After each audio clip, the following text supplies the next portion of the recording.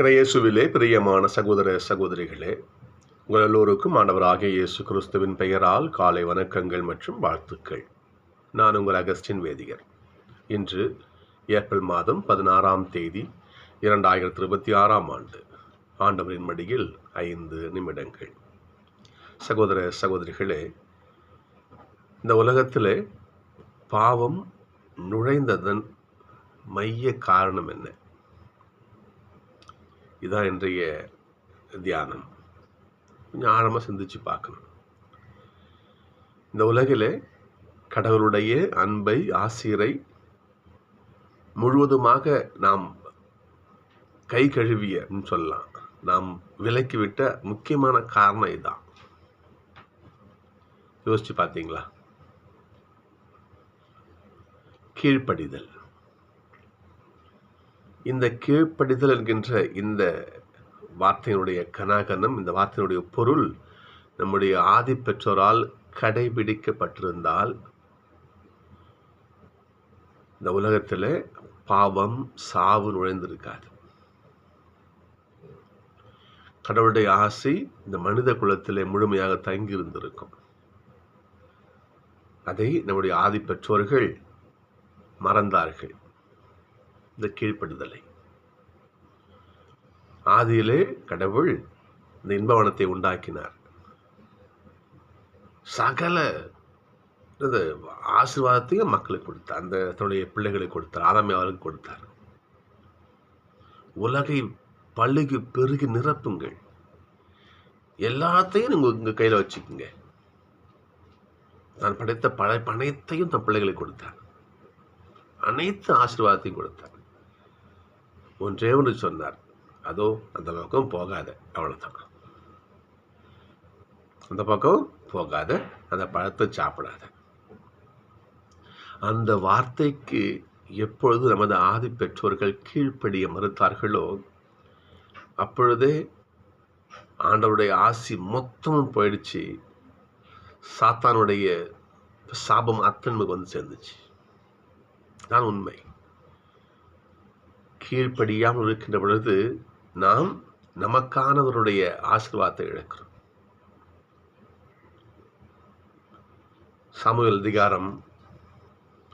Samuel முதல் புத்தகம் அதிகாரம் 15 22ஆம் திருவசனம் இவ்வாறு சொல்லுகிறது: கீழ்ப்படிதல் பலியை விட சிறந்தது.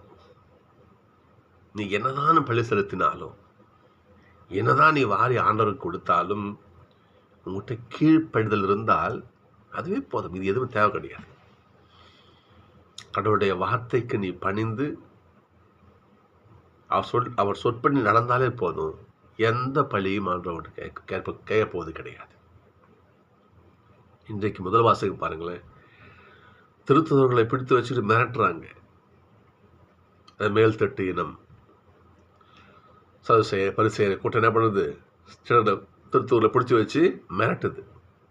நீங்க இயேசுவை பத்தி போதிக்க கூடாது, இயேசுவை பத்தி மூச்சு விடக்கூடாது வெளியே என்று பயமுறுத்துகிறது.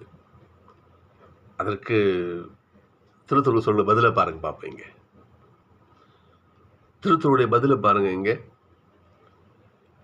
மனிதருக்கு கீழ்ப்படிவதை விட கடவுளுக்கு அல்லவா கீழ்ப்படிய வேண்டும். நாங்க யாருக்கு கீழ்ப்படியணும்? உங்களுக்கு கடவுளுக்கா? சொல்லுங்க. பதில் சொல்ல முடியுமா? வாயடிச்சு போய் நிற்கிறாங்க. கடவுளை தூக்கி போட்டு எடுங்கன்னு சொல்ல முடியுமா? பொண்ணு விடுவானுங்க அங்க இருக்கிற மக்கள். அப்போ கடவுளுக்கு கீழ்ப்படிந்து வாழ்கிறவர்கள் அனைத்து அச்சத்திலிருந்தும் வெளியே வரலாம், அனைத்து இடுக்க துன்பத்திலிருந்தும் வெளியே வரலாம். சகோதரர்களே, ஒன்று யோசிச்சு பார்க்கணும். கடவுள் நம்முடைய குரலுக்கு செவி கொடுக்கிறார்கள். இந்த திருப்பாடல் பாருங்களேன். இந்த ஏழை கூவி அழைத்தான், என் கூக்குரலுக்கு ஆண்டவர் செவி கொடுக்கிறார். பிள்ளைய நோக்கி அப்பா கேட்குறான், அப்பாவை நோக்கி புள்ள கேட்குது, அப்பா எனக்கு இது கொடுங்கப்பா, எனக்கு கஷ்டமா இருக்குப்பான்னு அப்பாவை நோக்கி பிள்ளைங்க கேட்கும் பொழுது அப்பா நமக்கு செவி கொடுக்குறாரு. ஐயோ, என் பிள்ளை கஷ்டப்படுது, இந்தாம்மா என்ன ஆச்சு, ஏதாச்சு, அப்போ ஓடி வர்றாருல்ல. கோயிலுக்கு போகிற கடவுளே எனக்கு இந்த கஷ்டம் சொல்லணும்னா அது கடவுளுக்கு அது கொடுத்து கேட்குறாரு இல்லை. இப்போ நம்முடைய குரலை அவர் கேட்கின்ற பொழுது அவருடைய குரல் நம்ம கேட்கறது என்ன தவறு யோசிச்சு பாருங்க. ஆனால் நம்மகிட்ட எதுவுமே கேட்கல கடவுள் நம்மகிட்ட. என் வார்த்தை கேட்டு நட போதும். உன்னுடைய பழி எனக்கு வேண்டாம். உன்னுடைய காசு பணம் எனக்கு தேவை கிடையாது. சொன்னோம் இல்லையா? 1 சாமுவேல் 15:22 கீழ்ப்படிதல் தான் முக்கியம், பழி அவசியம் கிடையாது. நம்ம படுத்த கடவுளுக்கு நம்ம கீழ்ப்படுதல் இருந்தாலே போதும். கடவுளை பாருங்க பார்ப்போம். நம்முடைய வார்த்தைக்கு அவர் செவி கொடுக்கிறார்கள். நாம் என்ன பண்ணுறோம்? அவருடைய வார்த்தைக்கு செவி கொடுக்க மறுக்கிறோம். அவருடைய வார்த்தையை துச்சமாக நினைக்கிறோம். அவருடைய வார்த்தையை தூக்கி ஓரமாக தூக்கி போடுறோம். எனவே தான் இந்த உலகத்திலே பாவம் நுழைந்தது. சகோதரர்களே, இந்த நிலை மாற வேண்டும் என்பதுதான் இன்றைய வாசகங்களுடைய மையம். இன்னும் யோசிச்சு பார்க்கணும். அப்படி நாம் கடவுளுடைய குரலை கேட்டால், அவருடைய வார்த்தைக்கு கீழ்ப்படிந்து நடந்தால் நமக்கு என்ன கிடைக்கும்? கடவுளே நம்ம இடத்துல குடிகொள்வார். இன்னைக்கு நட்சத்திர வாசகம் கொஞ்சம் ஆழமாக வச்சு பார்க்கணும். நம்ம இல்லை முதல் வாசகம் கொஞ்சம் ஆழமாக வச்சு பார்க்கணும். கடவுளுடைய வார்த்தைக்கு கீழ்ப்படிவோருக்கு கடவுள் அருளும் தூய ஆவி, அங்கே அந்த வார்த்தையை கவனிச்சு பார்க்கணும் நீங்கள். அப்போ கடவுளுக்கு கீழ்ப்படிந்து நடக்கிறவனுக்கு வச்சு பாருங்க பார்ப்போம். கடவுளுக்கு நடக்கிறவனுக்கு தூய ஆவியையே ஆண்டவர் பரிசா கொடுப்பாரு. தூய ஆவியான இறைவன், இந்த வல்லமை மிகுந்த கடவுள் நம்மிடத்துல குடிகொள்வார். எப்பொழுது கடவுளுக்கு கீழ்ப்படிந்து நடந்தால். அப்ப நம்ம யாருக்கு பயப்படணும்? பயமுறுத்துறாங்க பாருங்க இவங்க. இயேசுவை பத்தி பேசக்கூடாது, மூச்சு விடக்கூடாது. அடங்குனாங்களா? உலகமெங்கும் பரவி சென்றார்கள். இன்றைக்கு உலகம் முழுவதும் கிறிஸ்துவம் இருக்குன்னு சொன்னா, இந்த வார்த்தைக்கு கட்டுப்படாமல் கடவுளுக்கு கட்டுப்பட்டார்கள், கடவுளுக்கு கீழ்ப்படிந்தார்கள். சகோதரர்களே, நாமும் அவ்வாறு கடவுளுக்கு கீழ்ப்படிந்தால், அவருடைய வார்த்தைகள் உண்மையான ஏற்றுக்கொண்டால், நமக்கும் தூய ஆவியானவரை கடவுள் நமக்கு பரிசாக கொடுப்பார். நீங்க அச்சதி பாருங்க பார்ப்போம். நீங்கள் மேலுலகை சேர்ந்தவர்கள் என்றால், பைபிள் வரும் பாருங்க பார்ப்போம். கடவுளின் ஆவியால் இயக்கப்படுகிறவர்களே கடவுளுடைய பிள்ளைகள் பைபிள் இருக்கும். அப்போ நாம் கடவுளுக்கு பணிந்து அவருடைய வார்த்தையை கேட்டு அவர் சொற்படி நாம் இயக்கப்பட்டால், நாம் கடவுளுடைய வார்த்தையை ஏற்றுக்கொள்வோம்.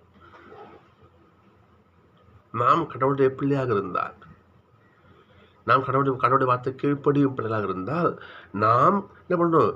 விண்ணகத்தில் வரும் குரல் நம்ம கேட்டு ஏற்றுக்குவோம். நம் கடவுளுடைய பிள்ளைகளாக இருப்போம். சிந்திச்சு பார்க்கணும். சகோதரர்களே, நாம் கடவுளுடைய பிள்ளைகளா, கடவுளுடைய வார்த்தையை ஏற்றுக்கொள்ளும் பிள்ளைகளா, கடவுளுக்கு கீழ்ப்படிந்து வாழ்ந்து தூய ஆவியானவரை பெற்றுக்கொள்ளும் பிள்ளைகளா? இல்லை, எனக்கு கடவுளுடைய வார்த்தை தேவை கிடையாது, அந்த வார்த்தை நான் கீழ்ப்படிய மாட்டேன், எனக்கு சாத்தானுடைய வார்த்தைகள் எப்போது என்று பாதை மாற்றி செல்கிறவர்களா? சிந்தித்து பார்ப்போம். கடவுளுடைய வார்த்தையா சாத்தானின் வார்த்தையா முடிவு செய்வோம். கடை